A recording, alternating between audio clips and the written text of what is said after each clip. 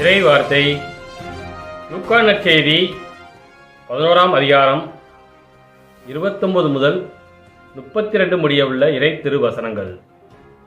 அக்காலத்தில் மக்கள் வந்து கூட இயேசு கூறியது, இந்த தீய தலைமுறையினர் அடையாளம் கேட்கின்றனர். இவர்களுக்கு யோனாவின் அடையாளத்தை தவிர வேறு அடையாளம் எதுவும் கொடுக்கப்பட மாட்டாது.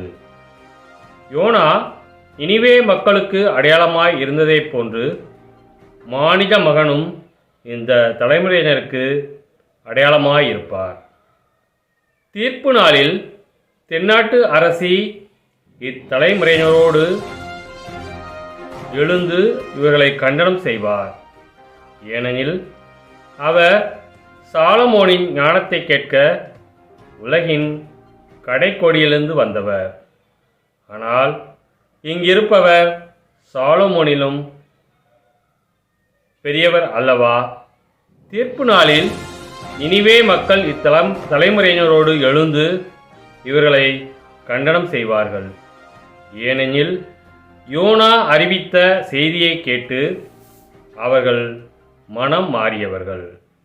ஆனால் இங்கிருப்பவர் யோனாவை விட பெரியவர் அல்லவா? கிறிஸ்துவின் நற்செய்தி.